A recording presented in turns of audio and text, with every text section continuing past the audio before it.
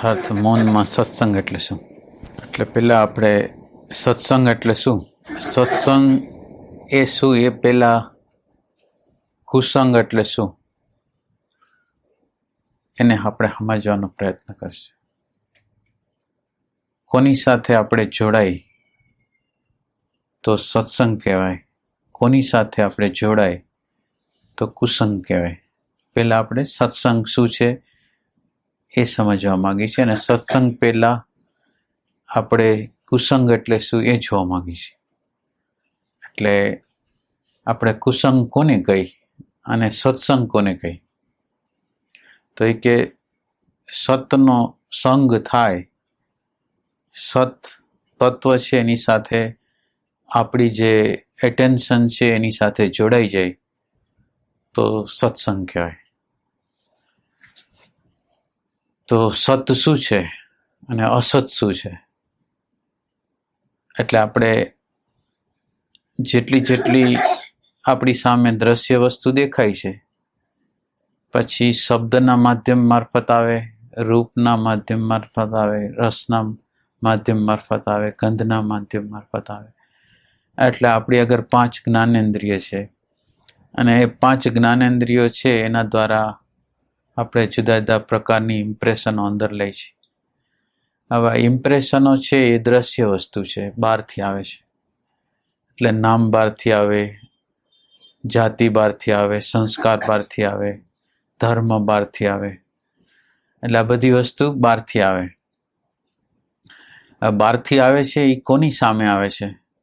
આ જે બહારની વસ્તુ જે આપણી સામે આવે છે, શબ્દ, સ્પર્શ, રૂપ, રસ અને ગંધ, તો એ કયું તત્વ છે કે એની સામે એ આવે છે? એટલે એક તત્વ પેલા પડેલું છે, અને પડેલું છે એની સામે શબ્દની, સ્પર્શની, રૂપની, રસની, ગંધની ઇમ્પ્રેશન આવે છે. કોઈ એક મકાન હોય તો મકાનનો માલિક હોય, એક કારખાનું હોય તો કારખાનાનો માલિક હોય. એવી રીતે આ જે શબ્દ, સ્પર્શ, રૂપ, રસ, ગંધ એ કોણ માલિક છે કે એની સામે આ બધું આવે છે? એટલે એક આની અંદર શબ્દ, સ્પર્શ, રૂપ, રસ, ગંધ પહેલા કોક એવું તત્વ છે કે જેની સામે આ ઇમ્પ્રેશનો આવે છે. એટલે એક તત્વ છે, અને એ તત્વની સામે ધીરે ધીરે શબ્દ, સ્પર્શ, રૂપ, રસ અને ગંધ એ એની સામે આવે. એટલે એના દ્વારા એક બીજું તંત્ર ઊભું થાય. એક હતું જે સત તત્વ હતું, ભાન નામનું તત્વ હતું, એની ઈ પડદા ઉપર શબ્દ, સ્પર્શ, રૂપ, રસ અને ગંધ એની સામે આવે છે. હવે એની સામે આવે છે એટલે ઈ જે તંત્ર, ઓલું જે તંત્ર છે એ સ્મૃતિ રહિત છે, એ ખાલી પડદો છે, એ ખાલી પ્રકાશક છે. અને બીજી વસ્તુ જે શબ્દ, સ્પર્શ, રૂપ, રસ, ગંધ છે એ બધા કાન દ્વારા, આંખ દ્વારા, ચામડી દ્વારા, જીભ દ્વારા આપણી અંદર જ્ઞાનતંતુના માધ્યમ મારફત બ્રેઇન સેલની અંદર એ જમા થાય. એટલે એનું મેમરી તંત્ર બને.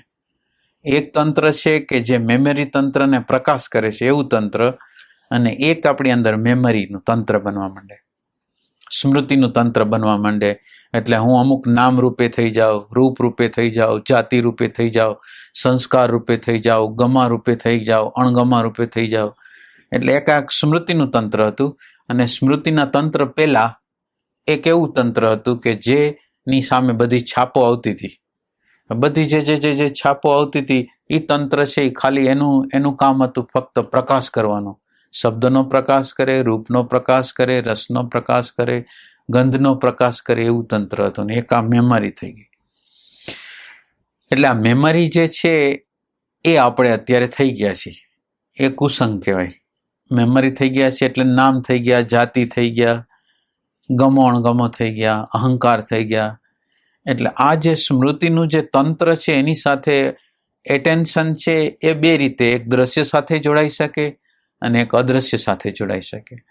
એટલે દ્રશ્ય સાથે જે જોડાય છે અને જે શબ્દ, સ્પર્શ, રૂપ, રસ, ગંધ જેની સામે આવે છે એની સાથે જોડાતા નથી તો એને કુસંગ કહેવાય. પછી આપણે નામ રૂપે રહી, રૂપ રૂપે રહી, જાતિ રૂપે રહી, ગમાણ રૂપે રહી, અણગમા રૂપે રહી, તો આપણે કુસંગમાં છીએ.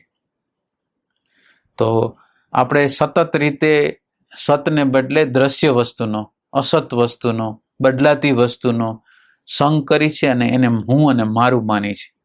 આ છે કુસંગ. આ સત્સંગ નથી, આ કુસંગ છે, કે જે દ્વારા આપણે આપણું જે વાસ્તવિક સ્વરૂપ છે એને ભૂલી ગયા છે અને એની જગ્યાએ જે દ્રશ્ય વસ્તુ હતી એને હું અને મારી માની લીધી. એટલે આ કુસંગ થઈ ગયો ને આ કુસંગમાંથી જેને બહાર નીકળવું હોય, કુસંગનો અર્થ શું થાય? કે જ્યાં શાંતિ નથી, અશાંતિ છે, જ્યાં દુઃખ છે, જ્યાં ભય છે, જ્યાં દ્વંદ્વ છે, એવી જે સ્મૃતિ તંત્રની અંદર જે માણસો જીવતા હોય એની અંદર આ બધી વસ્તુ હોય અને એની અંદર સતત રીતે સંઘર્ષ હોય, તણાવ હોય. એટલે આ જે સ્મૃતિ તંત્ર સાથે આપણું જે છે તંત્રને આપણે આપણું માની છીએ એ કુસંગ છે. અને એવા કુસંગ છે એમાં આપણને એવું લાગે કે આ સ્મૃતિ તંત્રની અંદર, આ નામની અંદર, આ રૂપની અંદર ને આ ગુણની અંદર આપણે જીવશું અને જીવી છીએ તો એની અંદર એવું લાગે છે કે સતત રીતે સંઘર્ષ. મારી આગળ અમુક માન્યતાઓ છે, અમુક ધારણાઓ છે, એની સામે જે મારા સંબંધોમાં આવે છે એની આગળ જુદા પ્રકારની ધારણા, જુદા પ્રકારની માન્યતા, જુદા પ્રકારનો સંસ્કાર, અને એ બે સંસ્કારો અથડાય છે સામસામા અને એ લીધે સંઘર્ષો પેદા થાય છે, તણાવ પેદા થાય છે. એ સિવાય મારી આગળ માન્યતાઓ છે, પ્રકૃતિ અમુક પ્રકારની ઘટનાઓ ઘટાડે છે અને હું એનો વિરોધ કરું છું. એટલે સતત રીતે આ સ્મૃતિ તંત્રની અંદર સતત રીતે સંઘર્ષ હોય, ભય હોય, ઘૃણા હોય, હિંસા હોય, અજ્ઞાન હોય, અંધકાર હોય, એવી હાલત હોય.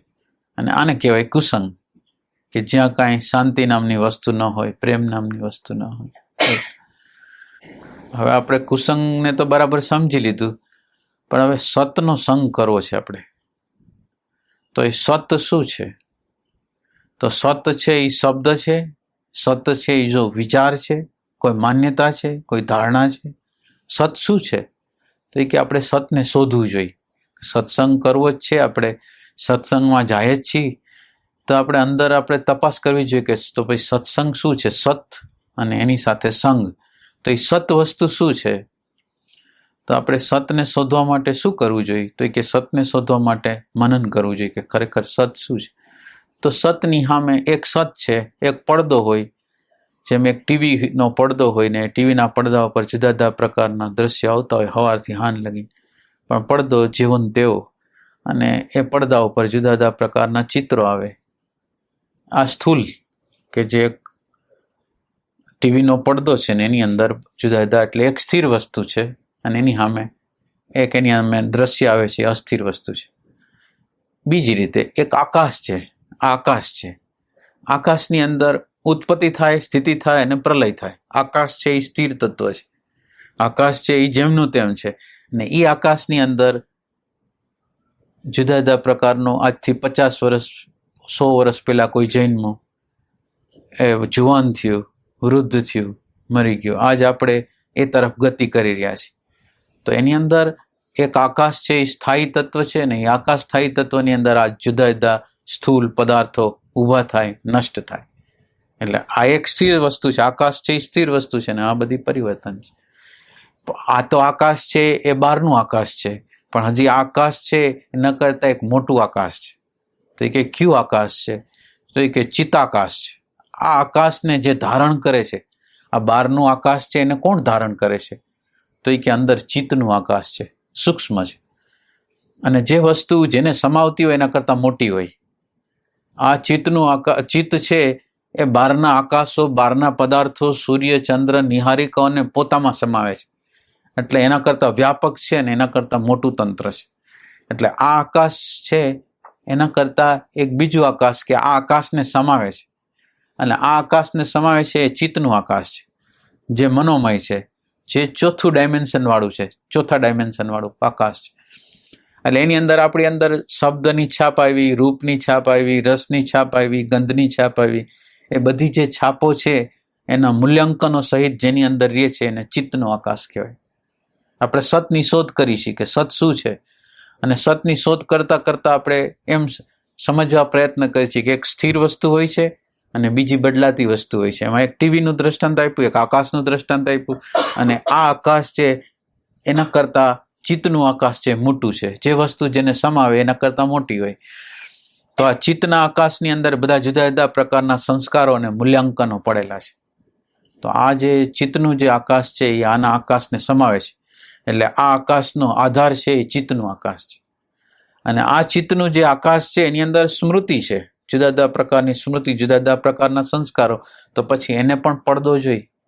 એને પડદા વગર એની ના ચાલે. બધી સ્થિર જે પરિવર્તન પામતી વસ્તુ હોય ને કોઈ સ્થિર વસ્તુની જરૂરિયાત છે. તો એની પાછળ એક ભાનનું આકાશ છે. આ ભાન છે એનું આકાશ.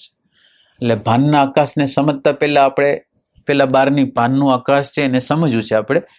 એને સીધી રીતે આપણે નહીં સમજી શકીએ, પણ એને આપણે કોઈ દ્રષ્ટાંતના માધ્યમ મારફત કે આપણે કોઈ વ્યક્તિને જોઈએ તો વ્યક્તિને જોઈ એમાં કોણ કોણ હિસ્સો લે છે. તો કે વ્યક્તિને જોવા માટે આંખ હિસ્સો લે છે, આંખની રેટિના છે એ હિસ્સો લે છે, રેટિનાની પાછળ જ્ઞાનતંતુ છે એ હિસ્સો લે છે, જ્ઞાનતંતુ પાછળ બ્રેઇન સેલ છે, એની અંદર સ્મૃતિનું તંત્ર છે એની અંદર જમા કરે છે, રેકોર્ડિંગ કરે છે, એ તંત્ર ભાગ લે છે. એ તંત્ર ભાગ લીધા પછી આયા લગીન આ બ્રેઇન સેલ લગીનની વાત થઈ ગઈ કે બ્રેઇન સેલે આનો ફોટો પાડી લીધો, ઓડિયો વિડીયો જે ફોટા હોય એ પાડી લીધા. અને ઓડિયો અને વિડીયો ફોટા પાડી લીધા એટલે તો જેમ હાર્ડ ડિસ્કની અંદર જેમ રેકોર્ડ થઈ જાય એમ રેકોર્ડ થઈ ગયું. આજે અંદરના બ્રેઇન સેલ જે 15,000 મિલિયન જે આપણી અંદર બ્રેઇન સેલ છે એ હાર્ડ ડિસ્ક છે, એની અંદર એ જમા થઈ ગયું. હવે અંદર જમા થઈ ગયું એટલે એ તો ત્યાં પડેલું છે, એને કાંઈ પોતાની જાતે કંઈ કરી ન શકે. તો મન નામની જે વસ્તુ છે એની હારે મૂલ્યાંકન કરે. મૂલ્યાંકન કેવી રીતે આવ્યું? તો કે મૂલ્યાંકન બહારથી આવે. સમાજના ધારાધોરણમાંથી મૂલ્યાંકન આવે, ધર્મના ધારાધોરણમાંથી મૂલ્યાંકન આવે, સમાજના ધારાધોરણમાંથી મૂલ્યાંકન આવે, કુટુંબના ધારાધોરણમાંથી મૂલ્યાંકન, હિપ્નોટાઇઝ થઈને મૂલ્યાંકન આવે. એટલે આ મૂલ્યાંકન જે અંદરનું પડેલું હોય કે આમ હોવું જોઈએ, આમ ન હોવું જોઈએ, એ બધા ડેટાઓ બહારથી આવેલા છે. એટલે મન બહારના ડેટાનું બનેલું છે ને એ જળ છે. તો એ જળ છે. કોમ્પ્યુટરની અંદર આ વસ્તુ હોય છે. કોમ્પ્યુટરની અંદર તમે પ્રશ્ન પૂછો કે ઓમકાર એટલે શું, કોન્શિયસનેસ એટલે શું, એટલે સીધો કોમ્પ્યુટરમાંથી ઇન્ટરનેટ આરે જોડાયેલા હોય એટલે એની અંદર જવાબ આવે કોન્શિયસનેસ એટલે આમ, કોન્શિયસ એટલે એ શું થાય? ઇન્ફોર્મેશન કહેવાય. એટલે મન છે એ અંદરની પડેલી ઇન્ફોર્મેશન અને મૂલ્યાંકન છે એને બહાર કાઢે છે. એ પણ જડ છે ને એ પણ દ્રશ્ય છે.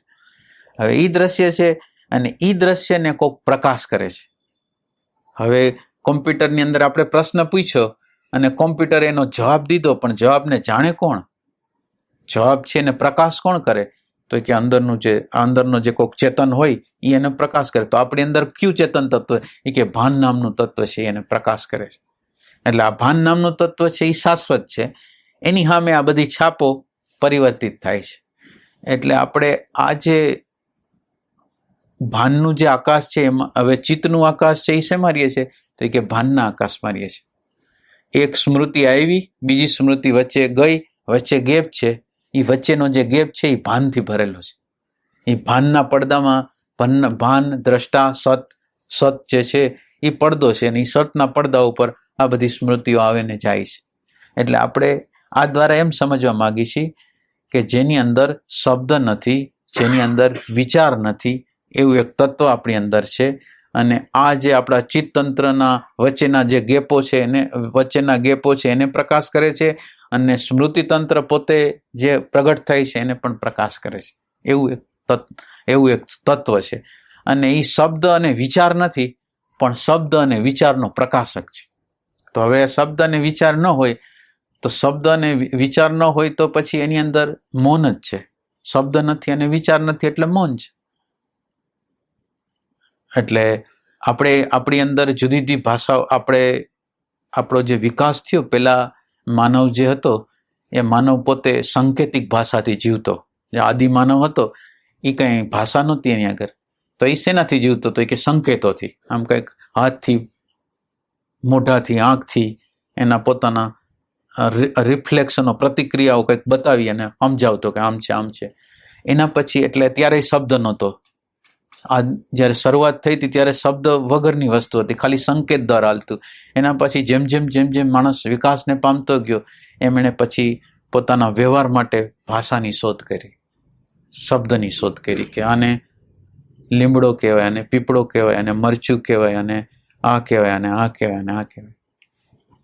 એટલે વ્યવહારને માટે, વ્યવહાર કરવા માટે થઈને આ બધા નામકરણો કર્યા. આ નામ સાચા નથી. લીમડાને ખબર નથી કે મારું નામ લીમડો છે. કોઈ પણ પદાર્થને, આકાશને ખબર નથી મારું નામ આકાશ છે. પણ આપણે આપણા વ્યવહારને ચલાવવા માટેના નામ પાડ્યા, શબ્દ પાડ્યા. એટલે આપણે શબ્દ પાડ્યા ત્યાં લગીને પણ વાંધો નહીં. આપણે નામકરણો કર્યા, એ વ્યવહાર બરાબર વ્યવસ્થિત થાય કે ભાઈ તમે કોને મળવા ગયા હતા, તો કે અમે ફલાણા ભાઈને. તમે કઈ વસ્તુ જોઈ, તો કે અમે આ વસ્તુ જોઈ. હવે જો આ શબ્દ ન હોય તો આપણે કંઈ સમજી ન શકીએ. એટલે શબ્દની શોધ છે એ વ્યવહારની અનુકૂળતા માટે આ શબ્દોની, ભાષાની જે શોધ થઈ. અને શબ્દો અને ભાષા છે એની શોધ થઈ એટલે બધા જુદા જુદા પ્રકારના એના શબ્દ નામકરણ કર્યા બધાના, જેથી આપણે વ્યવહાર બરાબર રીતે ચાલી શકે. અને આ શબ્દને આપણે શોધ્યો ત્યાં લગીને બરાબર છે. પછી આ શબ્દ શોધ્યા પછી પ્રોબ્લેમ એવો થયો કે જે વ્યવહાર માટે, જેમ આપ ગંજી પત્તે રમતા હોય, ચેસ રમતા હોય, તો ચેસ છે એ રમવા માટે છે, ગંજી પત્તો છે એ રમવા માટે છે. પણ પછી એવું થયું કે જો હારી જાય તો દુઃખી થાય, જીતી જાય તો આનંદિત થાય. એટલે રમત ન રહી, પણ રમત સાચી વસ્તુ થઈ ગઈ. એટલે શબ્દ અને વિચારે શું કર્યું? નામને સાચું કર્યું, માન્યતાને સાચી કરી, ધારણાને સાચી કરી. એટલે આ વ્યવહાર માટે જે આપણે રમવાનો હતો, રોલ કરવાનો હતો, આપણું આ પૃથ્વીની અંદર આનો જન્મ થયો છે તો એને એક રોલ કરવાનો હતો. પણ એને કેવી રીતે રોલ કરી શકે? તો કે પહેલા ઓલા સતતત્વને પહેલા જાણી લઈએ. સતતત્વ કોણ છે? તો કે સતતત્વ છે એ 5 તત્વનું બનેલું શરીર નથી, એ બ્રેઇન સેલ નથી, એ જ્ઞાનતંતુ નથી, એ મન નથી. એવું બરાબર રીતે પહેલા સમજી લેવાનું. બરાબર રીતે સમજ્યા પછી આ જે પરિવર્તન, એની સામે જે પરિવર્તન જે પામતી વસ્તુ છે એ જુદી છે. એટલે હવે આપણે શું થયું કે આપણે ઓલી વસ્તુને ભૂલી ગયા. કઈ વસ્તુને ભૂલી ગયા? આપણું જે વાસ્તવિક સ્વરૂપ હતું ને એને ભૂલી ગયા. એટલે આપણે નામ સાચું થઈ ગયું. નામને કોઈ જો કંઈ કહે, આપણા નામને કોઈ કંઈ કહે તો આપણને બહુ દુઃખ લાગે. આપણા નામને કોઈ માન આપે તો આપણને બહુ થાય. એટલે પ્રોબ્લેમ શું થયો કે આ શબ્દ અને વિચાર દ્વારા આપણી ચેતના જે નિશબ્દ હતી, નિર્વિચાર હતી, એને બદલે શબ્દવાળી ચેતના થઈ ગઈ, વિચારવાળી ચેતના થઈ ગઈ. અને શબ્દો આપણને ઇફેક્ટ આપવા માંડ્યા, શબ્દો આપણને અસર આપવા માંડ્યા.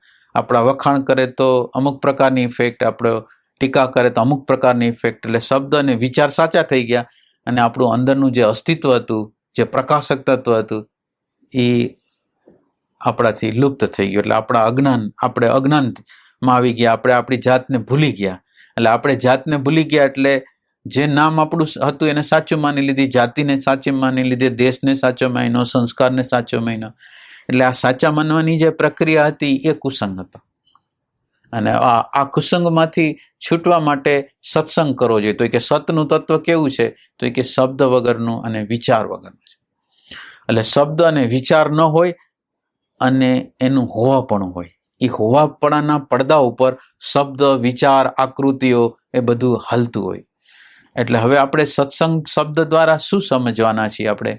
તો કે સત શબ્દ દ્વારા જે પરિવર્તન, જે શાશ્વત રૂપે સતત નિરંતર રહે. આ દાખલા તરીકે સવારથી સાંજ લગીને જુદા જુદા પ્રકારની આપણી અંતકરણની અવસ્થા હોય. સવારે ઉઠ્યા હોય ત્યારે અંતકરણની અવસ્થા જુદી, બપોર થાય તો જુદી, 1 કલાક પછી, 5 મિનિટ પછી, 10 મિનિટ પછી, એમ 12 કલાકમાં આપણી અંતકરણની અવસ્થાઓ પરિવર્તિત. પણ અંતકરણને જે જાણનારું જે તત્વ છે એ અપરિવર્તન. આ અંતકરણની અવસ્થાની અંદર ક્યારેક સારું લાગતું હોય, ક્યારેક ખરાબ લાગતું હોય, ક્યારેક ગમે, ક્યારેક ન ગમે, એ બધી અવસ્થાઓ આવતી હોય.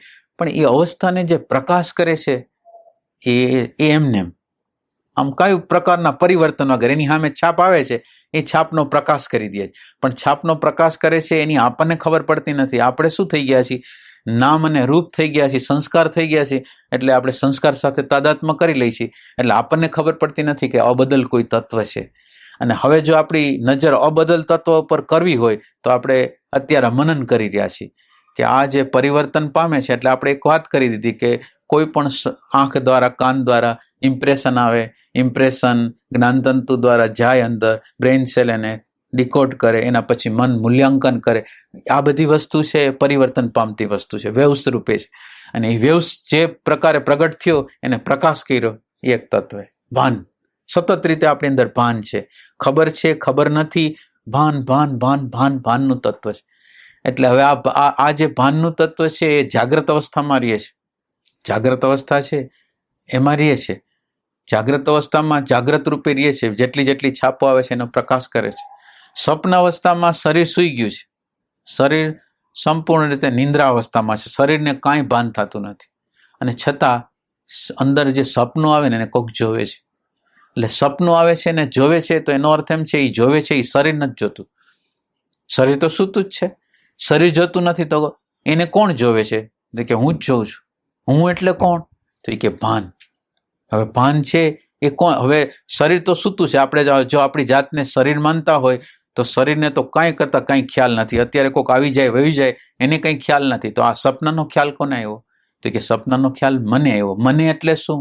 મને એટલે ભાન. હવે સુષુપ્તિ અવસ્થામાં આવો તો સુષુપ્તિ અવસ્થાની અંદર કાંઈ કરતા કાંઈ નથી. નથી સપનું, નથી જાગૃતિ, જાગૃતિ નથી અને સપનું નથી. કાંઈ કરતા કાંઈ અભાવાત્મક વૃત્તિ છે.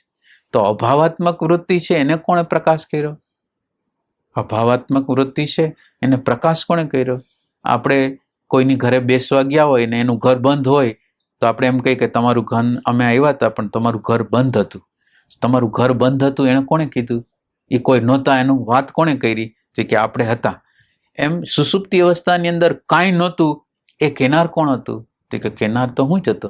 તો એ કેનાર છે જાગ્રત અવસ્થામાં જાગ્રત રૂપે રહે છે, સ્વપ્ન અવસ્થામાં પણ એની હાજરી છે, અને સુષુપ્તિ અવસ્થામાં અભાવને પ્રકાશ કરે છે. એટલે જાગ્રતમાં જાગ્રતને, સ્વપ્નમાં અને સુષુપ્તિમાં ત્રણેય અવસ્થાને પ્રકાશ કરે છે. એની નથી જાગ્રત અવસ્થા, નથી સ્વપ્ન અવસ્થા, નથી સુષુપ્તિ અવસ્થા, ત્રણેય અવસ્થાનો પ્રકાશ કરે છે.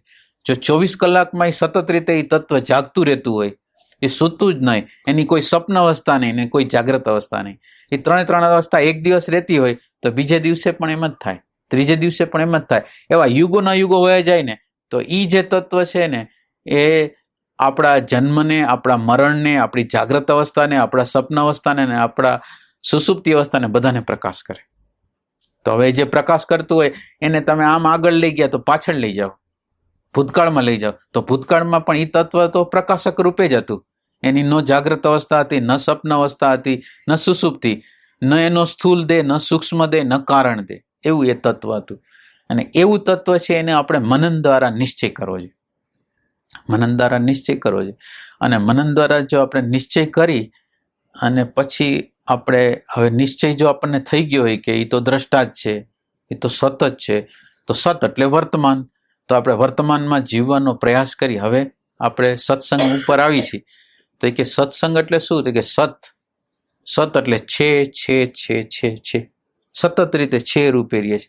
હવે જે છે રૂપે આ પ્રકૃતિ સતત રૂપે છે રૂપે છે, બહારની પ્રકૃતિ, પણ હું છે કાં ભૂતમાં રહું છું કાં ભવિષ્યમાં રહું છું, છે રૂપે નથી. તો હવે હું છે રૂપેમાં આવી જાઉં, છે રૂપમાં જો મારું સાચું સ્વરૂપ છે એ છે જ છે, અને છેમાં આ દેખાય છે.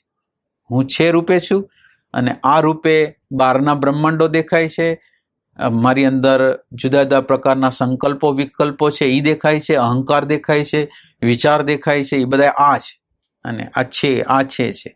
એટલે સત્સંગનો અર્થ એમ છે કે તમે ભૂત અને ભવિષ્ય, શબ્દ અને વિચાર એને પ્રકાશક છો, પણ શબ્દ અને વિચાર તમે નથી. આવું આપણી આગળ જ્ઞાન છે. અને આવું જ્ઞાન છે એમાં આપણે જીવન જીવવું હોય તો આપણે હવે શું કરવું જોઈએ? તો કે આ સત્સંગમાં જીવવા આવો સતની સાથે સંગ કરવો હોય તો આપણે સતત રીતે શેમાં રહેવું જોઈએ? તો કે સ્મૃતિતંત્ર જે ભૂત અને ભવિષ્ય છે એમાં જીવાય નહીં, પણ આપણા એટેન્શનને કેમાં રખાય? તો કે વર્તમાનમાં રાખો, દ્રષ્ટામાં રાખો. એટલે જેટલા અંશે આપણે વર્તમાનમાં જીવતા જશું એટલા અંશમાં શબ્દ અને વિચાર રૂપે જે પ્રગટ થશે ને એનાથી આપણે જુદા રહેવાના. આ સત્સંગની શરૂઆત છે. સત્સંગની શરૂઆત ક્યાંથી થાય? તો એ કે એક સત તત્વ છે ને એક અસત તત્વ છે, એક દ્રષ્ટા તત્વ છે ને એક દ્રશ્ય તત્વ છે. આ બેના વિભાજન જ્યાં લગીન ન થાય ત્યાં લગીન સત્સંગની શરૂઆત ન થાય. એટલે આ સત્સંગની શરૂઆતની અંદર આપણે જો નિશ્ચય થઈ જાય કે હું દ્રષ્ટા છું ને આ બધી વસ્તુ દ્રશ્ય છે, હું સત છું ને આ બધી વસ્તુ પરિવર્તન પામતી વસ્તુ, એવું જ્ઞાન થઈ જાય અને એ જ્ઞાનમાં આપણે જીવવા માંડી તો સત્સંગની શરૂઆત થઈ જાય. એટલે હવે શું થયું? સ્મૃતિનું જે તંત્ર હતું વિચાર રૂપે પ્રગટ થતું હતું, ભાવ રૂપે પ્રગટ થતું હતું, માન્યતા રૂપે પ્રગટ થતું હતું. એ જે પ્રગટ થતું હતું અને એની સાથે આપણે જોડાઈ જતા હતા. જેવો વિચાર આવે કે મને આણે હેરાન કર્યો હતો એટલે એની હારે તાદાત્મ્ય થાય, એની હારે ક્રોધ આવે, એની અંદર હિંસા આવે. હવે શું થયું? આ જ્ઞાન, આ જે સત સ્વરૂપનું જ્ઞાન થયું તો શું થયું? વિચારોને ગતિ નથી મળતી, ભાવને ગતિ મળતી નથી, સંકલ્પ વિકલ્પને ગતિ મળતી નથી. તમે ક્યાં જીવો છો? તો કે સ્મૃતિ તંત્રમાં નહીં, સ્મૃતિ તંત્રના પ્રકાશક રૂપે જીવો. એટલે આ જો પ્રકાશક રૂપે આપણે જો જીવતા હોય તો હવે સ્મૃતિ તંત્રની અંદર કાંઈ પણ આવશે તો આપણને ઇફેક્ટ નહીં આપે. એટલે આ સેપરેશનની પહેલો સત્સંગ છે. હું અને આ, દ્રષ્ટા અને દ્રશ્ય, સત અને અસત, આ બેનું જ્યાં વિભાજન થાય ને ત્યાં સત્સંગની શરૂઆત થઈ જાય, ત્યાં મૌનની શરૂઆત થઈ જાય. એક મૌન તત્વ છે, એ મૌન તત્વની ફક્ત હાજરી છે અને હાજરીમાં ખાલી એનો જે વસ્તુ પ્રકૃતિની અંદર બની રહી છે ને એને ખાલી પ્રકાશ કરી રહી છે, કાંઈ કરતી નથી. પણ આપણો પ્રોબ્લેમ શું છે કે જે પ્રકાશ કરે છે એમાં આપણી સુરતા નથી, પણ સ્મૃતિ તંત્ર છે એની અંદર સુરતા છે. એટલે આપણે આપણા રેફરન્સથી, હુંના અહંકારના રેફરન્સથી વિચાર કરીશ, આણે આમ કર્યું, આણે આમ કર્યું, આણે આમ ન કર્યું. એટલે આપણે આ જે કરી છે એ દ્રશ્ય સાથે આપણું તાદાત્મ્ય છે એટલે કરીશ. હવે આપણે જો આ સત સ્વરૂપે રહી, દ્રષ્ટા સ્વરૂપે રહી તો નિશબ્દતાની અવસ્થામાં આપણે પ્રવેશ કરી છે. નિશબ્દતાની અવસ્થામાં કેમ પ્રવેશ કરી છે? તો એ કે શબ્દ પ્રગટ થાય છે, વિચાર પ્રગટ થાય છે, પણ એ શબ્દ અને વિચારની સાથે હું ભળતો નથી. એટલે આ નિશબ્દતા છે. નિશબ્દતા તરફની આપણી યાત્રા શરૂ થઈ ગઈ છે, જેની અંદર આપણે જેટલા અંશમાં આપણે જાગૃત રહેશું એટલા અંશમાં એ તત્વ છે એ પ્રગટ થશે. અને એ તત્વ જેટલા અંશમાં દ્રષ્ટાને આપણે પ્રગટ રાખશું એટલા અંશમાં જબરજસ્ત ફાયદા થવાના છે. હવે આપણે દ્રષ્ટાની અંદર રહ્યા અથવા સત તત્વની અંદર રહ્યા એટલે પેલી વસ્તુ, શરીરને કંઈ થશે તો આ શરીરને અત્યાર લગીને આપણે હું માનતા હતા, અને હવે શરીરને થશે તો હવે આ શરીર છે એ આપણા માટે આ છે, હું નથી. આ છે એટલે જુદું છે. એના માટે ઉપાય કરશું, એના જે દવા લેવા જેવી હશે તો દવાને, દાખલ થવા જેવું હશે તો દાખલ થશું, પણ એના પ્રત્યેની આસક્તિ નહીં હોય. આ મરી જશું તો શું થશે એવી ભય નહીં હોય. આ એક. બીજું, આપણે માન્યતાઓ સાથે, ધારણાઓ સાથે જે જોડાયેલા છીએ તો માન્યતા ને ધારણા છે એ આ છે અને હું એનો પ્રકાશક છું.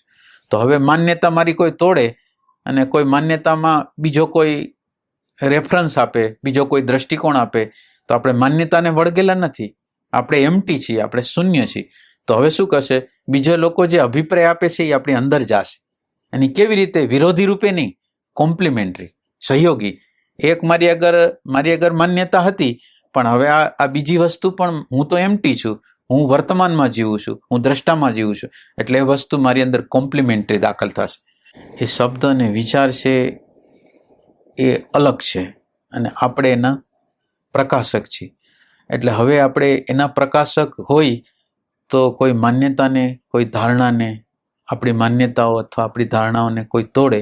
હવે એ જે વસ્તુ જે આપણી અંદર અત્યાર લગીને આપણી અંદર જે વસ્તુ દાખલ થઈ હતી ને, બધી ઇમ્પ્રેશનો દાખલ થઈ હતી ને, વિરોધી રૂપે દાખલ થઈ હતી. વિરોધી રૂપે એટલે હું જો ઉદારતા કરવા જાઉં ને તો અંદર લોભ આવીને કહે, સમાજના સંસ્કારો એમ કે તું જો તારું નહીં, તારું શું થશે? લોભ કરવા જાઉં હું તો અંદરથી ઉદારતા કે તું લોભી છો, આ બરાબર નથી. આપણે કાંઈ પણ વસ્તુ કરીને એની સામે બીજો વિચાર આવીને આપણને સંઘર્ષ કરાવે.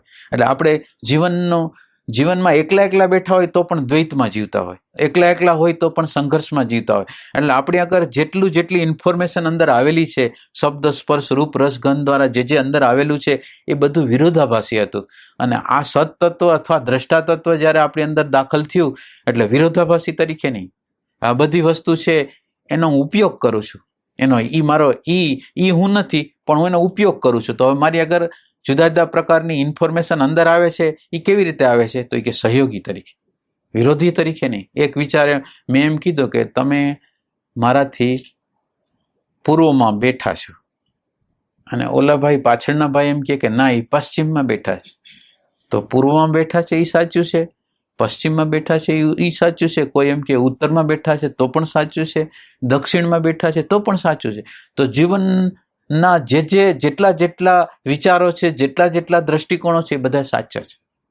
એવું આપણને જ્યારે એમ્પ્ટી રહી, જ્યારે વર્તમાનમાં દ્રષ્ટામાં જ્યારે આપણે જીવી ત્યારે આ બધી ઇન્ફોર્મેશન જે આપણી અંદર આવશે, એટલે આપણે કોઈ માન્યતાને વળગેલા નહીં હોય. તો માન્યતા તૂટે તો મને વાંધો નથી, મારી ધારણા સિદ્ધાંતો તૂટે તો મને વાંધો નથી, મારો અહંકાર તૂટે તો પણ વાંધો નથી, કારણ કે હું નથી, બીજા છે. એટલે બીજી વસ્તુ છે તો આપણને કંઈ કનેક્શન નથી. એટલે આવી રીતે આપણે જે શબ્દ અને વિચાર વગરની અવસ્થામાં આવી રીતે સ્ટાર્ટ કરવાનું, અને આવી રીતે આપણે સ્ટાર્ટ કરી છીએ એટલે અંદર શું થાય છે, જે સંકલ્પો વિકલ્પો જે છે, અથવા અહંકાર છે, અથવા સલામતીની ભાવના છે, એ આપણે અંદર શું કામ ઊભી થાય છે કે એની સાથે આપણે તાદાત્મ્ય કરી લઈએ છીએ, આઈડેન્ટિફાઈ થઈ જાય છે. એટલે એ આપણને સંકલ્પો વિકલ્પો આગળ વધે છે, સલામતીની ભાવના કે મારું ભવિષ્યમાં શું થશે, એ બધી ભાવનાઓ મને પકડીને ડરાવે છે, મારા અહંકારને ક્યાંક લઘુ થાય છે, ક્યાંક મોટો થાય છે, એ બધી વસ્તુ બને છે.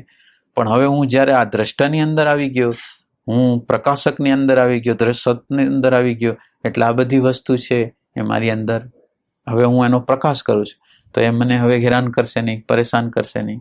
એટલે એ રેફરન્સથી હવે આપણે શું થયું, એટલે ધીરે ધીરે આ જે શબ્દ અને વિચારની જે ધારા સંકલ્પ વિકલ્પ રૂપે હતી, અહંકાર રૂપે હતી, ભવિષ્યની ચિંતા રૂપે હતી, હવે એની હારે હું જોડાતો નથી. એટલે એ જે વિચારો છે એ શાંત થવા માંડે, એ સંકલ્પ વિકલ્પો શાંત થવા, માન્યતાઓ શાંત થવા માંડે. હવે એ જેટલા અંશમાં શાંત થાય એટલા અંશમાં અંદરનું જે અસ્તિત્વ છે, અંદરનું આપણું જે તત્વ છે, શાંતિનું, આનંદનું, પ્રેમનું, એટલા અંશમાં આપણી અંદર પ્રકટ થાય. અને એને શબ્દની જરૂર નથી, એને વિચારની જરૂર નથી. એ શબ્દ અને વિચાર વગર જ્ઞાનનો પ્રકાશ છે. એટલે જેટલા અંશમાં આપણે આ અવસ્થામાં આવતા જશું એટલા અંશમાં આ સ્મૃતિ સાથે આપણે જોડાતા નથી, એટલે શબ્દ વિચાર કપાતા જશે અને આપણે મૌનમાં ગતિ કરતા જશું. અને મૌનમાં ગતિ કરતા જશું તો પછી આપણને મૌન પણ સમજાશે. અને મૌન કેવું હોય? એક જીવંત મૌન છે. મૌન ઘણા પ્રકારના મૌન હોય. આપણે પ્રકૃતિમાં કોઈ જંગલમાં આપણે હાલ્યા જાય તો ત્યાં એક પ્રકારનું મૌન હોય, સંપૂર્ણ મૌન થઈ જાય. તો એ એક પ્રકારનું મૌન છે. તો એ પ્રકૃતિનું મૌન છે, આપણું મૌન નથી. પણ આપણી અંદર જેમ બહારનું જંગલની અંદર કોઈ વસ્તુ નથી અને કેમ આપણું ચિત્તતંત્ર શાંત થઈ ગયું, એમ અંદર છે શબ્દ અને વિચારનું જંગલ છે. અને આ શબ્દ અને વિચારનું જંગલ શાંત થવા માંડે જેટલા અંશમાં, એટલા અંશમાં એ મૌન છે ને એ બોલે. મૌન કેવી રીતે બોલે? તો કે શાંતિ રૂપે બોલે, આનંદ રૂપે બોલે, પ્રજ્ઞા રૂપે બોલે. એટલે આપણે સત્સંગના જ્યારે વાતાવરણમાં હોય ત્યારે બધી વસ્તુ આપણને આસાનીથી સમજાય. કોઈ પણ વસ્તુ હોય એ આપણને સમજવામાં સહેલી પડી જાય, આપણને શાંતિનો અનુભવ થાય, આનંદનો અનુભવ થાય. તો આ જે મૌન છે એ બોલતું મૌન કેને કહેવાય?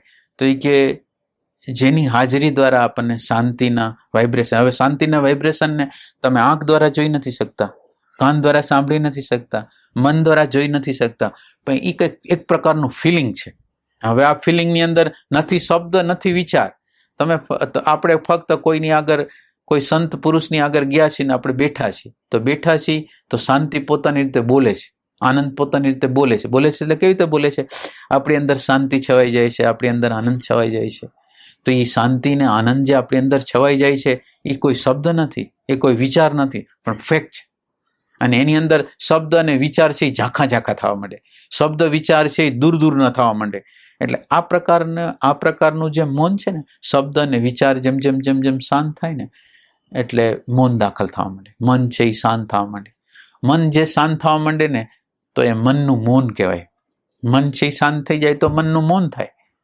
મન છે એ મૌન થઈ જાય એટલે મનની અંદર ન સંકલ્પ ન વિકલ્પ, શાંત. પણ આ મન શાંત થઈ જાય એનાથી વાત પતતી નથી. મન છે એ શાંત થઈ ગયું એટલે મનનું મૌન તો થઈ ગયું, પણ મનનું મૌન થઈ ગયા પછી હવે અંદર તો આ બધું બહારની સપાટીમાં તો બધું શાંત થઈ ગયું, પણ અંદર કામના પડેલી છે. કઈ કામના પડેલી છે? તો કે હવે બહારની કામના તો છૂટી ગઈ છે, અંદરની કામના છે. કોઈ લોકોને અતિન્દ્રિય પ્રદેશનું આકર્ષણ હોય, કોઈને પરમાત્માનો સાક્ષાત્કાર કરવો હોય, આત્માનું દર્શન કરવું હોય, કંઈક જુદી જુદી પ્રકારની ઈચ્છાઓ છે. તો આ જે અંદર જે મનની નીચે જે પડેલું જે તંત્ર, એટલે આપણે એક પ્રકારનું મનનું મૌનની વાત કરી, પ્રકૃતિના મનની વાત કરી. હવે પછી મનના જે સ્તર છે એની નીચે પડેલી છે કામના, સુસુપ્ત છે. મારે ભગવાનનું દર્શન કરવું છે, એ પણ કામના જ છે, એ ઈચ્છા છે, સારી ઈચ્છા છે. ઓલી ઈચ્છા કરતા આ ઈચ્છા સારી વસ્તુ છે, પણ આ ઈચ્છા જો કોઈ વૃત્તિના રૂપમાં રહેશે તો પરમાત્મા આપણાથી આઘો રહેશે. વૃત્તિ ઊભી થાય અને ભગવાનથી આપણે જુદા પડી જાય. વૃત્તિ જેવી ઊભી ઉઠી અને આપણે એની સાથે જોડાણ એટલે ભગવાનથી જુદા પડી જાય.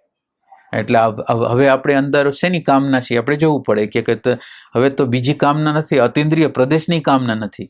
તો એ કે શેની છે? તો કે ભગવાનનો સાક્ષાત્કાર કરો છે, આત્માનો સાક્ષાત્કાર કરો છે. તો કે આત્માનો સાક્ષાત્કાર કરો છે એવી વૃત્તિ તમે રાખશો તો આત્માનો સાક્ષાત્કાર થવાનો નથી. તો હવે શું કરવું? હવે આપણે હલવું છે આત્મા તરફ આપણે ગતિ કરવી છે અને છતાંય કામના ન હોય એવી સ્થિતિને ઉત્પન્ન કરવી છે. તો એ કે હવે તો એ સીધી વાત છે કે આપણે કોઈ જગ્યાએ જવું છે, આપણે અમદાવાદ જવું છે, બોમ્બે જવું છે, તો આપણે શું કરીશું કે કેટલી બધી બસો પડી હોય પણ આપણે એક બસ ગોતી, બોમ્બેની હોય, અમદાવાદની હોય, તેમાં બેસી જાય. બેઠા પછી આપણે કંઈ કરવાનું હોય તો કે બસમાં બેઠા પછી આપણે કંઈ કરવાનું હોય, બસમાં બેસી જવાનું. એમ હવે આપણે આપણી બસ કઈ છે? અહીંયા આ મૌનની અંદર દાખલ થવું હોય તો આપણે કયા સાધન આપણે લેવું જોઈએ? તો એ કે વર્તમાનનો. હવે તમે કામનાને છોડો, કામનાની જગ્યાએ તમે વર્તમાનને અથવા દ્રષ્ટાપણાની વૃત્તિને પ્રગટ કરો. પ્રત્યેક પલે, પ્રત્યેક ક્ષણે એને પ્રગટ કર્યા રાખો, એને પ્રગટ કર્યા રાખો. એટલે એને પ્રગટ કરવા માટે એપ્લિકેશન કહેવાય. એ આપણે આપણા જીવનની દ્રષ્ટિકોણને આપણે વ્યવહારની અંદર જોડી દીધો. એ તત્વને આપણા પ્રત્યેક ક્ષણે આપણે જોડી દીધું એટલે હવે કામનાની જરૂર ન પડી. હવે આપણી આગળ સાધન આવી ગયું કે હવે કામના ન રખાય, પણ કામનાની જગ્યાએ દ્રષ્ટાને અથવા વર્તમાનને આપણે જીવતું રખાય. એટલે હવે અંદર જે કામના હતી એ હવે ક્યાં રૂપે થઈ ગઈ? તો કે પ્રેમ રૂપે થઈ ગઈ. પ્રેમ રૂપે, એપ્લિકેશન રૂપે એ સતત રીતે વર્તમાનમાં જીવે છે, સતત રીતે દ્રષ્ટામાં જીવવા મથે છે. એટલે હવે કામનાની જગ્યાએ પ્રેમનું તત્વ પ્રગટ થઈ ગયું. તો આ મૌન તરફ આપણી ગતિ થાય છે. આ મૌન છે એ ગતિ કરે છે અને એ મૌન ગતિ કરતા કરતા એણે આત્માને પ્રગટાવી દીધો. આ મૌન એવી ગતિ કરી, એ મૌન છે અને એ મૌનની સામે જુદી જુદી વૃત્તિઓ આવે. એ વૃત્તિઓ સાથે જોડાય નહીં, વિચાર સાથે જોડાય નહીં, રાગ સાથે જોડાય નહીં, દ્વેષ સાથે જોડાય નહીં. અને વિચાર, રાગ શું છે, દ્વેષ શું છે, લોભ શું છે એ દ્રષ્ટાને સમજાઈ જાય. દ્રષ્ટા છે એ જ્ઞાન છે, એની અંદર જ્ઞાનનું તત્વ પડેલું છે. એ જ્ઞાનના પ્રકાશમાં બધું જોઈ લે અને ધીરે ધીરે એ સમતું જાય. એટલે સમતા આપણને એમ થઈ જાય કે આપણે તો આ જે સચ્ચિદ આનંદ જે આત્મા છે એ આપણે જ છે. પણ આ સચ્ચિદ આનંદ આત્મા છીએ, આપણે સચ છીએ અથવા ચિત્ત છીએ અથવા આનંદ છીએ, એ એક પ્રકારની દર્શનની વૃત્તિ છે, દર્શન છે. તો એ દર્શનની વૃત્તિ છે, પણ વૃત્તિ તો છે. ભલે ઓલી વૃત્તિઓ કપાઈ ગઈ, હું શરીર છું, હું અમુક જાતિનો છું, હું સ્ત્રી છું, હું પુરુષ છું, આ બધી વૃત્તિ કપાઈ ગઈ. પણ એ બધી વૃત્તિ કપાઈ ગઈ, પણ હવે એક વૃત્તિ એને જે કાપવા માટે રાખી હતી વૃત્તિ પાછી રહી ગઈ કે હું સચ છું, હું ચિત્ત છું, આનંદ છું. તો હજી સંપૂર્ણ મૌન નહીં પ્રગટ થાય. એટલે સંપૂર્ણ મૌન નહીં પ્રગટ થાય તો હવે સચ્ચિદાનંદની વૃત્તિ છે એ પણ સમી અને હવે એને એટલું જ્ઞાન છે કે હું આત્મા છું, પણ સામે દ્રશ્ય વસ્તુ છે એ શું છે? માનો કે સામે બધું સૂર્ય, ચંદ્ર, તારા, પશુ, પક્ષી, માનવ, આ બધું શું છે? તો એ કે જે દ્રશ્ય દેખાય છે ને એ દ્રશ્યના આધારમાં સતનો પડદો છે. એટલે જ્યાં જ્યાં દ્રશ્ય દેખાય છે ત્યાં એ જ તત્વ છે, જે દ્રષ્ટા અહીંયા બેઠેલો છે એ જ સામે બધી વસ્તુમાં છે. એવું ભાન થાય એટલે એવું બીજું સ્ટેપ આવે. હું આત્મા છું એને બદલે હું વ્યાપક છું, હું બ્રહ્મ છું, એવી એક વૃત્તિ પેદા થાય. પણ એ વૃત્તિ પણ દર્શનમાંથી પ્રગટ થયેલી છે. તો એ મૌન નથી, સંપૂર્ણ મૌન નથી, પણ મૌન તરફની ગતિ છે. એટલે એ મૌન તરફની ગતિમાં આપણે આ બ્રહ્મ છીએ એમાંય જો આપણે બરાબર એમાંય ફસાય નહીં અને એને પણ જોતા રહી જાય અને આપણી અંદરના જે સંસ્કારોના જે બીજ છે એને ધીરે ધીરે બાળતા જાય, તો પછી આ બધી વૃત્તિનો લય થઈને નિર્વાણ છે એને પ્રાપ્ત થાય. નિર્વાણ એટલે નિર્બીજ, બીજ વગરની સ્થિતિ, એ સંપૂર્ણ મૌન છે. અને અત્યારે આપણે મૌનને સમજતા હોય ન સમજતા હોય, આ મૌનના પડદા ઉપર જ આખા વિશ્વ છે. એક મૌનનો પડદો છે, પ્રજ્ઞાનો પડદો છે. એ પડદા ઉપર આ બધા ચિત્રો હાલી રહ્યા છે અને કુદરતની ઇન્ટેલિજન્સ એના કાર્યકારણ મુજબ એને યોગ્ય રીતે જે રીતે થતું એ રીતે એને ગતિ આપે છે. એટલે અત્યારે પણ એ પડદો તો મૌનનો જ છે અને મૌનના પડદાઓમાં હાલે છે એની આપણને ખબર નથી. અને એ મૌનનો પડદો આપણી અંદર પણ છે અને આપણે એ જ છીએ એવું જ્ઞાન જેટલા અંશમાં આપણી અંદર પ્રગટ થઈ જાય એમ શબ્દ અને વિચારો શાંત થઈ જાય. એટલે હવે તમે કોઈ જગ્યાએ ગયા, કોઈ વાત ન થઈ, કોઈ વ્યવહાર ન થયો અને ખાલી અંદરનું મૌન છવાઈ ગયું, અંદર શાંતિ આનંદ પ્રગટ થઈ ગયો. કોઈ જગ્યાએ ગયા, કોઈ સંત પુરુષ આગળ ગયા, તો આમ ભાષાની દ્રષ્ટિએ શબ્દ નથી, કોઈ વિચાર નથી, પણ છતાંય આ જે મૌન છે એ જીવંત મૌન છે, સઘન મૌન છે. તો એ સઘન મૌને શું કર્યું? એના અંતરની અંદર પ્રવેશ કરી દીધો, અને એની વૃત્તિઓ તો ઘણી ઉછાળા મારતી હતી, પણ એ વૃત્તિઓ બધી શાંત થઈ ગઈ. તો આ જે મૌન છે એ શબ્દ વગર અને વિચાર વગર ગતિ કરી શકે. અને શબ્દ વગર અને વિચાર વગર ગતિ કરી શકે એટલું નહીં, પણ શબ્દ અને વિચાર વગર લાખો કરોડો માઇલનું અંતર હોય ને તો અંતર એને કાંઈ ન લાગે, કારણ કે એની આગળ એ દેશ અને કાળથી પારની વસ્તુ છે. એટલે હમણાં કોઈ સંત પુરુષને લાખો કિલોમીટર હોય ને કોઈ યાદ કરે તો એ મૌનનું તત્વ છે એ કોઈ પણ જાતના સમયના ગાળા વગર ત્યાં પહોંચી જાય. તો એવું આ મૌન છે, એવી વસ્તુ છે. એ મૌન દ્વારા આપણી અંદર, એ મૌન દ્વારા આપણે, એ જે મૌન છે એ આપણું ટ્રાન્સફોર્મેશન, જે આપણું પરિવર્તન જે થાય છે એ મૌનથી થાય છે. માણસ છે એની આગળ જે અણુ પરમાણુ છે એ શેના અણુ પરમાણુ છે? તો કે માણસ આગળ અણુ પરમાણુ છે એ શબ્દના અને વિચારના અણુ પરમાણુ બહારથી આવેલા સ્થૂલ છે. શબ્દના અને વિચારના અણુ પરમાણુ છે. અને શબ્દના અને વિચારના અણુ પરમાણુ છે એ જેની અંદર હોય એની અંદર સંઘર્ષ હોય, એની અંદર પ્રેમ ન હોય, એની અંદર રાગ હોય, એની અંદર દ્વેષ હોય, એની અંદર લોભ હોય, એની અંદર ઘૃણા હોય. અને હવે આપણે સત્સંગ મૌનની અંદર દાખલ થવું છે. તો જે વ્યક્તિ સતની અંદર સ્થિત થઈ ગઈ હોય, એ સતની અંદર સ્થિત થઈ ગઈ હોય, એ વ્યક્તિનો જો આપણે મુલાકાત થાય, પરિચય થાય, અને એનું જે અંદરનું જે સત, અંદરનું જે મૌન તત્વ છે એની સામે આપણે બેસી અને એ મૌન આપણી અંદર દાખલ થઈ જાય એટલે જુદા પ્રકારનું એક આખું પર્યાવરણ ચિત્તતંત્રની અંદર પ્રગટ કરે. અત્યારે જે ચિત્તતંત્રની અંદર જે પર્યાવરણ છે એ રાગનું, દ્વેષનું અને દ્રશ્ય વસ્તુનું છે. અને ઓલું જે સંત પુરુષ આગળ આપણે જાય એટલે અદ્રશ્ય વસ્તુ, શાંતિ આપણી અંદર એન્ટર થાય, આનંદ આપણી અંદર એન્ટર થાય, પ્રજ્ઞા આપણી અંદર એન્ટર થાય, સમજ આપણી અંદર એન્ટર થાય. એટલે એનો જે પ્રદેશ છે ને એ દ્રશ્યવાળો નથી, અદ્રશ્ય છે. એ અદ્રશ્ય આપણી અંદર દાખલ થયું, એ વાઇબ્રેશન પ્લસ એની દ્રષ્ટિ આપણી અંદર દાખલ થાય. અને જે દ્રષ્ટિ આપણી અંદર દાખલ થાય અને એ દ્રષ્ટિ દાખલ થયા પછી આપણે એ દ્રષ્ટિને જીવંત રાખીએ આપણા જીવનની અંદર, આપણા ચિત્તની અંદર એને જો જીવંત રાખી તો જે મૌન પ્રગટ છે ને એ મૌન છે એ શબ્દ વગર અને વિચાર વગર ગતિ કરે. અને એની ઝડપ તો એને શબ્દ અને વિચાર વગર એ સમજી શકે છે. એને શબ્દની જરૂર નથી, વિચારની જરૂર નથી. શબ્દ અને વિચાર વગર એ પોતાથી જ છે. એને કોઈ કરતા કોઈ વસ્તુની જરૂર નથી. માનો કે આપણે કોઈ વસ્તુને આપણે જોઈ છીએ, કોઈ વસ્તુને જોવા માટે આપણે શું કરવું જોઈએ? તો કે આંખની જરૂર પડશે.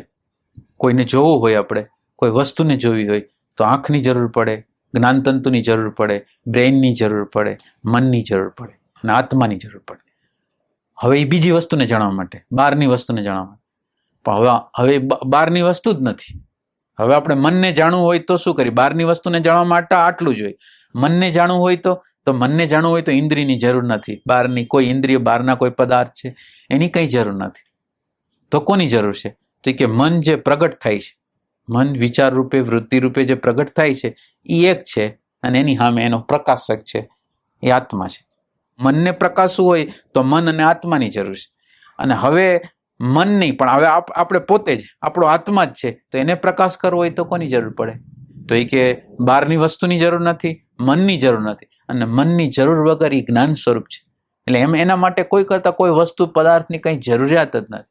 એવું એ તત્વ છે. એટલે આ મૌન તત્વને આપણે પ્રગટ કરવું હોય તો એ જે મૌન તત્વની અંદર જે દ્રષ્ટાદ્રશ્ય છે, આ અને હુંનો જે વિભાજન કરી લેવું, અને એ પછી આનું વિભાજન કર્યા પછી આમાં ન રહેવું અને હુંની અંદર અથવા દ્રષ્ટાની રીતે સતત રીતે જીવતા જાય એટલે એ મૌન છે એ પ્રગટ થતું છે. એ જે શબ્દ અને વિચાર વગરનું જે તંત્ર છે ને એની અંદર એવી તાકાત છે કે એની અંદર જ્ઞાન છે, ખાલી જ્ઞાન છે.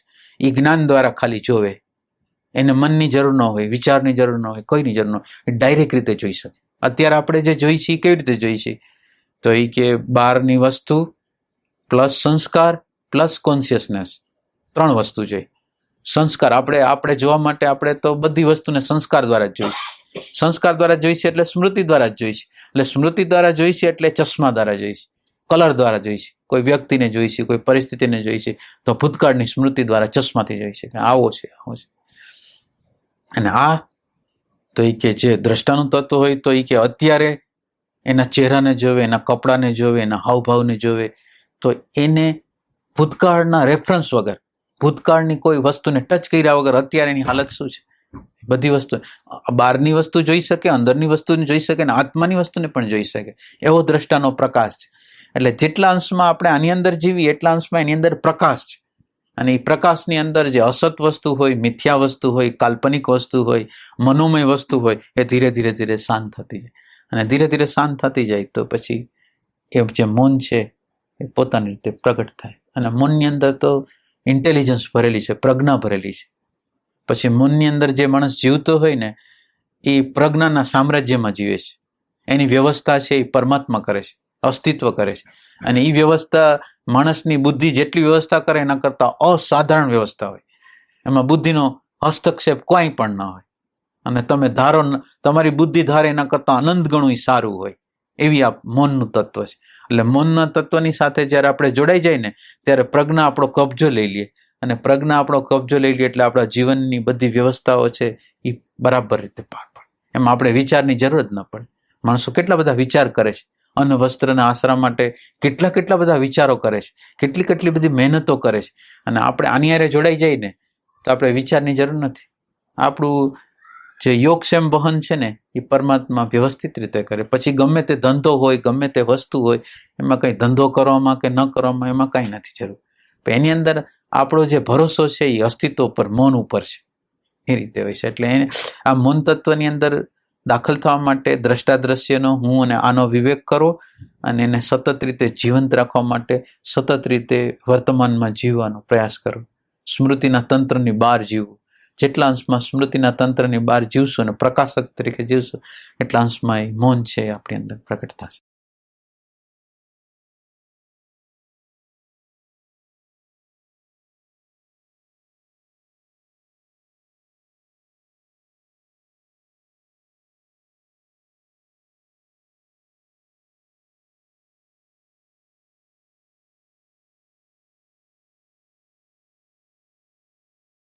એટલે કોઈ સાચો સત્સંગ જ્યારે હોય છે ને તો એ સાચા સત્સંગની અંદર ક્યારેક આપણે કંઈ શબ્દ ન બોલ્યા હોય, કંઈ વાત ન કરી હોય, કંઈ ચર્ચા ન કરી હોય, અને આપણે ખાલી શાંતિથી બેઠા હોય ને તો પણ કલાક, અડધી કલાક તો આપણને એમ લાગે કે આપણે કંઈક મેળવ્યું છે, આપણે કંઈક પ્રાપ્ત કર્યું છે.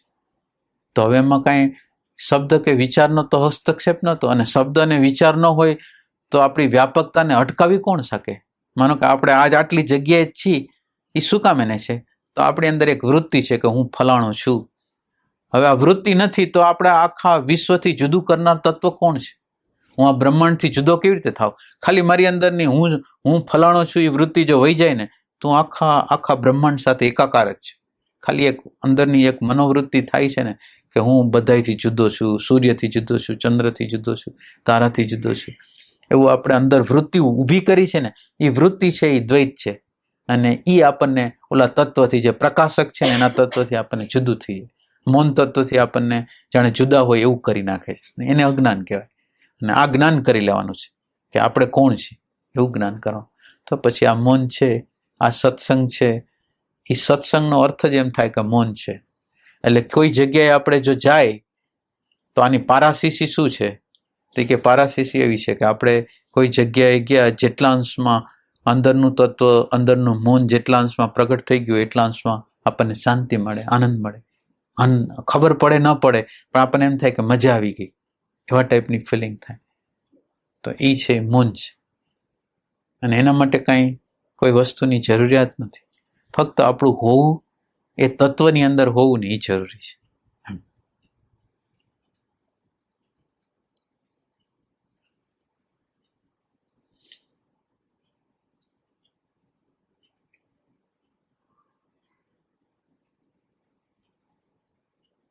અને એનું એક દ્રષ્ટાંત આપું કે એક વખત મા હતા એ બીમાર પડેલા, મા, અને બીમાર પડેલા, અને પછી ઘણા વર્ષ પહેલાની વાત છે.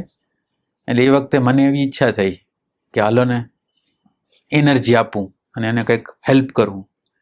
તો હેલ્પ કરવાની મને ઈચ્છા થઈ એટલે મેં મારી રીતે પ્રયાસ કર્યો. અંદરથી મેં કંઈ બોલ્યો નહીં, અંદરથી. પણ અંદર કંઈક એવું થયું કે હું એનર્જી આપવા ગયો, એનર્જી આપવા તો અંદર મારી અંદર એક જગદંબાની આકૃતિ પ્રગટ થઈ. એટલે જગદંબા એટલે હું સર્વશક્તિમાન છું, હું સર્વશક્તિમાન છું, હું સર્વશક્તિમાન છું, સર્વશક્તિમાન.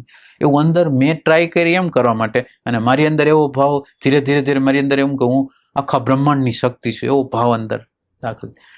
હવે એવો ભાવ દાખલ થયો એટલે પછી તો વાત પૂરી થઈ ગઈ. પછી સાંજે પછી મને માએ પૂછ્યું કે શું કરતો હતો સવારે? એટલે મેં કીધું હું તો શક્તિ આપતો હતો. કે શું જવાબ મળ્યો? તો મેં કીધું એવું થયું કે હું આખા વિશ્વવ્યાપી શક્તિ છું, વિશ્વવ્યાપી શક્તિ. તો હવે એમાં આમ શબ્દ નહોતો, આમ વિચાર નહોતો, અને છતાં શબ્દ અને વિચાર વગર આદાન પ્રદાન હતો. એણે જવાબ દીધો, મેં મારી રીતે ટ્રાય કરી, એણે મનની અંદર જવાબ આપ્યો. તો આ વસ્તુ શક્ય છે. શબ્દ અને વિચાર વગર આ બધી વસ્તુ થઈ શકે. અને એવી ઘટનાઓ તો પછી અનંત ઘટે. પછી